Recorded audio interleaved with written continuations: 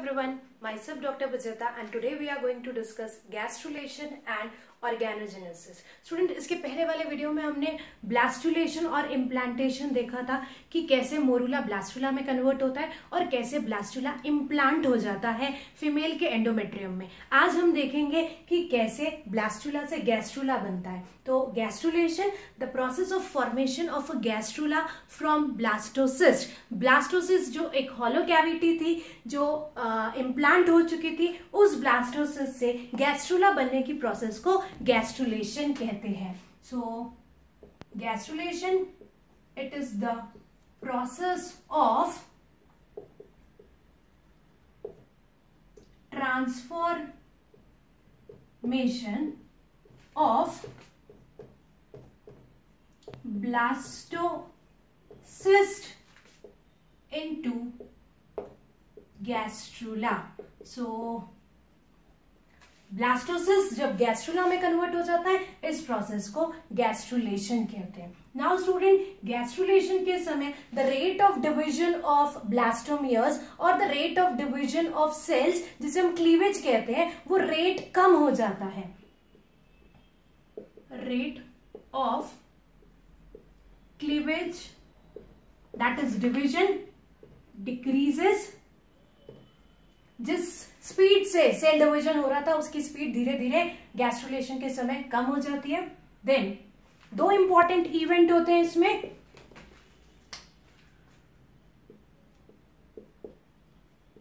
Two important events gastrulation में होने वाले, दो important event. First, differentiation of blastomeres and second, morphogenetic movement।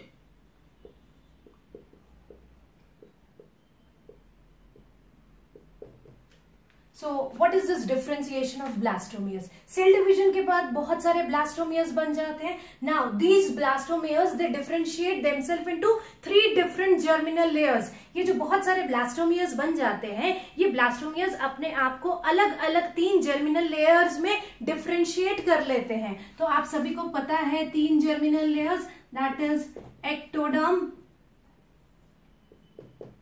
Mesoderm and endoderm। So this is the differentiation of blastomeres into 3 different layers, that is ectoderm, mesoderm and endoderm। So this is the first step, that is differentiation of blastomeres। Second step is the morphogenetic movement। This morphogenetic movement is a different movement in which the blastomeres or these germinal layer they will reach to their specific position into the embryo। ये germinal layer embryo में अपनी specific position में पहुंच जाएगी, तो इस process को बोला जाएगा morphogenetic movement। तो अब हम देखते हैं कि कैसे गैस्ट्रुलेशन की process होने वाली है।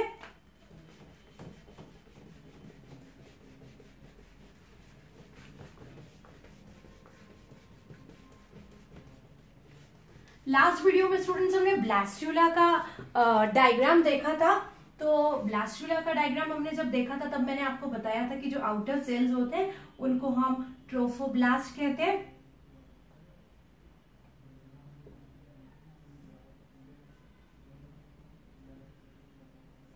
सेल्स जो एक तरफ अपने आप को इकट्ठा कर लेते हैं उनको हम इनर सेल मास या फिर एम्ब्रियोनिक नॉब कहते हैं, और ये जो कैविटी फॉर्म हो जाती है इसको हम ब्लास्टोसील कहते हैं।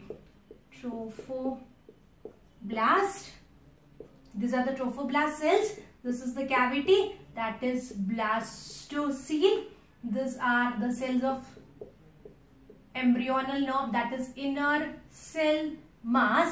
इनर सेल मास के सेल्स को स्टूडेंट्स एम्ब्रियोनल नॉब भी कहते हैं, एम्ब्रियोनल नॉब।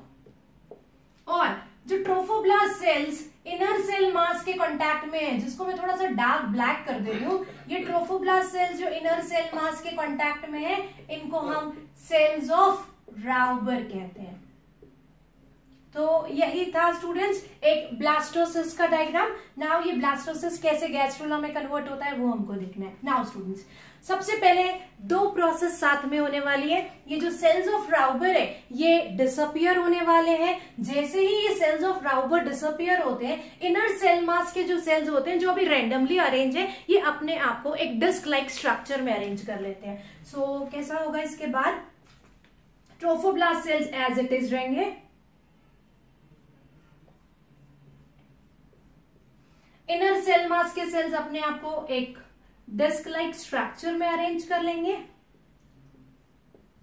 और ऊपर के जो सेल्स ऑफ राउबर है वो सारे के सारे डिसअपियर हो जाएंगे। सो यहाँ पे दो स्टेप्स साइमल्टेनियसली हुई है। सेल्स ऑफ राउबर्स डिसअपियर हुआ है, at the same time randomly arrange cells of the inner cell mass they arrange themselves into a disc like structure. तो ये हो गया अभी embryonal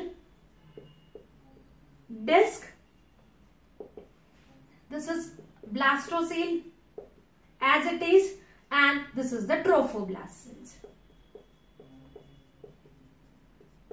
Okay, now next step क्या होगी, the embryonal disc, the cells of the embryonal disc, they will divide and differentiate themselves into two different layer.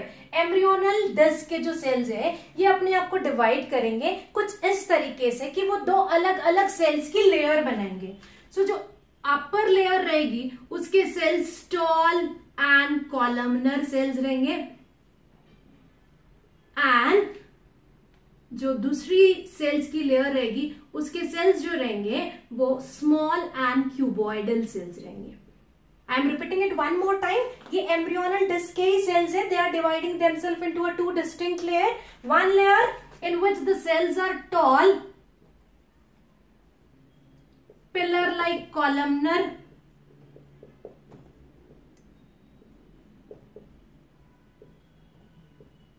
these cells are called as epiblast। ये जो columnar sales हैं उन sales को हम epiblast बोलेंगे।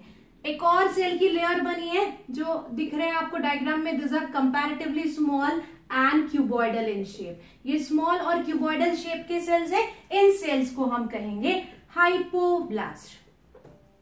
सो बहुत सिंपल है, जो टॉल सेल्स है they are the epiblast and जो स्मॉल क्यूबॉइडल शेप के सेल्स है दे आर हाइपोब्लास्ट। रेस्ट बाकी सारी चीजें एज इट इज रहेगी, नीचे ट्रोफोब्लास्ट होगा और ब्लास्टोसेल्स होगा। Now this hypoblast cell students बहुत इंपॉर्टेंट है, याद रखने वाली बात है कि this hypoblast they are not at all taking part in the formation of a embryo. Embryo बनाने के लिए हाइपोब्लास्ट जो सेल्स रहेंगे वो पार्टिसिपेट नहीं करेंगे। पूरा का पूरा एम्ब्रियो एपीब्लास्ट सेल से बनने वाला है। It means all the three germ layer ectoderm, mesoderm and endoderm will be derive from epiblast cell. पूरे के पूरे एपीब्लास्ट सेल्स है जो तीनों जर्म लेयर बनाएंगे और तीनों जर्म लेयर से एम्ब्रियो बनने वाला है। हाइपोब्लास्ट सेल्स एम्ब्रियो में कंट्रीब्यूट नहीं करने वाला है। हाइपोसेल्स डिवाइड होगा, ये योक सेक बनाएगा and that yolk sac will later give rise to a chorion. Chorion एक एक्स्ट्रा एम्ब्रियोनिक मेम्ब्रेन होती है जो हम आने वाले वीडियोस में एक्स्ट्रा एम्ब्रियोनिक मेम्ब्रेन जो होती है उसके बारे में भी हम डिटेल में पढ़ेंगे। तो अभी मैं लिख देती हूँ, ये हाइपोब्लास्ट सेल है जो डिवाइड होगा। डिवाइड होने के बाद ये बनाएगा योक सेक और this yolk sac will later develop into a chorion which is an extra embryonic membrane. Now what about this epiblast cells? अब हमको इन्हीं epiblast cells से 3 germ layer बनानी है। तो इसके बाद की प्रोसेस स्टूडेंट, इसको इरेज करती हूं मैं।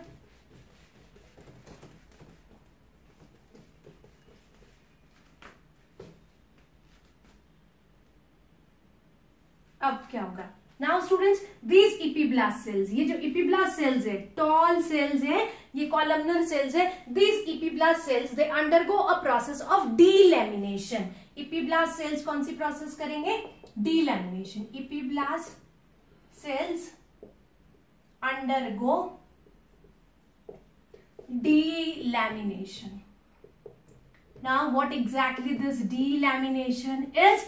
डीलैमिनेशन एक ऐसी प्रोसेस होगी जिसमें एपिब्लास्ट सेल्स अपने ही कुछ सेल्स को डिटैच करेंगे, अपने में से ही कुछ सेल्स को वो छोड़ देंगे और कुछ इस तरीके से छोड़ेंगे कि वो सेल्स अपनी खुद की एक सेपरेट लेयर बनाएगा। तो ये हो गए एपिब्लास्ट सेल्स। एपिब्लास्ट सेल्स ने डीलैमिनेशन की प्रोसेस कर दी, अपने में से ही कुछ सेल्स को डिटैच कर दिया और डिटैच सेल्स ने अपनी खुद की एक लेयर बना ली। ओके, यहां पे बन गया ट्रोफोब्लास्ट।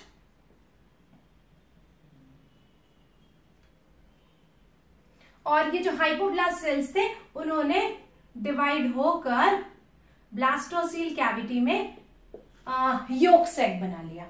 ये हो गया डीलैमिनेशन की प्रोसेस। यहां मैं लिख देती हूं, दिस इज आफ्टर डीलैमिनेशन।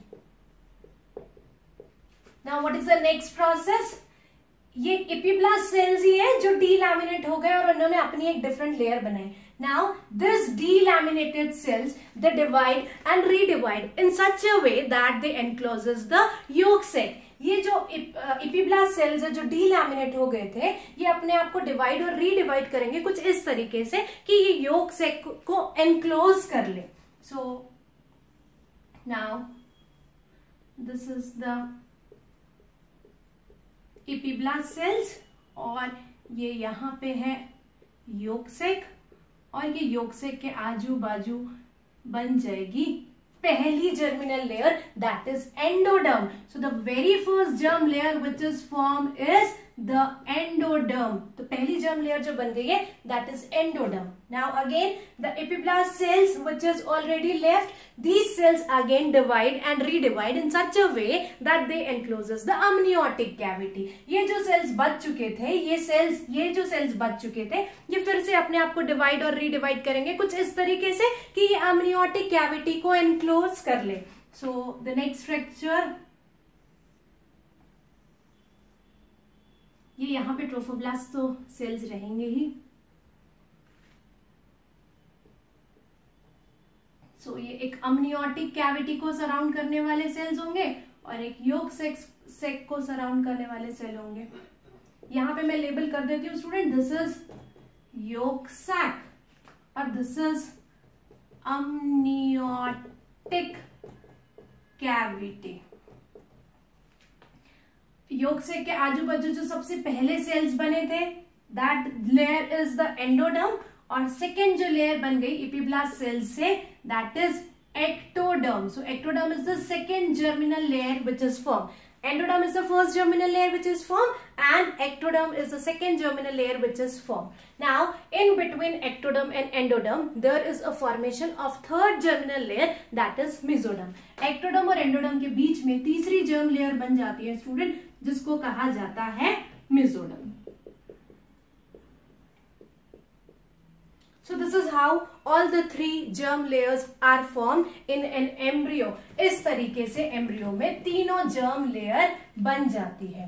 तीनों germ layer बनने के बाद स्टूडेंट एक bilaminar embryo is converted into a trilaminar embryo और ये बाइलेमिनर एम्ब्रियो जब ट्राइलेमिनर एम्ब्रियो में कन्वर्ट हो जाता है, ट्रांसफॉर्म हो जाता है, उसी प्रोसेस को हम गैस्ट्रुलेशन कहते हैं। So the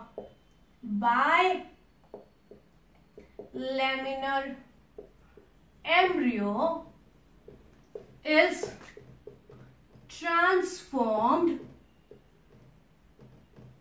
into a trilaminar embryo during gastrulation. So gastrulation के समय क्या हुआ, दो लेयर वाला जो एम्ब्रियो था वो तीन लेयर वाले एम्ब्रियो में कन्वर्ट हो गया। बाइलेमिनर कौन सी दो लेयर थी, एपिब्लास्ट एंड हाइपोब्लास्ट। ट्राइलेमिनर तीन लेयर कौन सी थी, एक्टोडर्म, मेसोडर्म एंड एंडोडर्म। तो दो लेयर वाला स्ट्रक्चर तीन लेयर वाले स्ट्रक्चर में कन्वर्ट हो गया। इसी प्रोसेस को हम गैस्ट्रुलेशन कहते हैं। Now gastrulation occur about 15 days after fertilization. Gastrulation 15 days after fertilization होता है। Now there is one more important thing that is primitive streak. Primitive streak. The formation of a primitive streak indicates that the gastrulation has begun. जैसे ही primitive streak बन जाता है, ये indicate करता है कि गैस्ट्रुलेशन की प्रोसेस जो है वो स्टार्ट हो गई है. तो what is this primitive streak? ये प्रिमिटिव स्ट्रीक जो होता है ये एक शैलो डिप्रेशन होता है which progresses from the posterior to anterior end in the embryo. अगर कोई एम्ब्रियो बना है तो उसके एम्ब्रियो से पोस्टीरियर टू एंटीरियर एंड एक शैलो डिप्रेशन बन जाता है जिसको कहा जाता है primitive streak. So it is a shallow depression जिसे groove कहते हैं. It is a shallow groove which progresses from posterior to anterior and in an embryo. Embryo में एक शैलो ग्रूव फॉर्म हो जाता है जो पोस्टीरियर एंड से एंटीरियर एंड की तरफ धीरे धीरे प्रोग्रेस होने लगता है. फॉर एग्जाम्पल, अगर ये ऐसे इपीब्लास्ट सेल्स होते हैं गैस्ट्रुलेशन के समय, इपीब्लास्ट सेल्स, अब इसी इपीब्लास्ट सेल्स में ये प्रिमिटिव ग्रूव बनने वाला है. तो ग्रूव बनने के बाद ये इपीब्लास्ट सेल्स ऐसे दिखाई देंगे.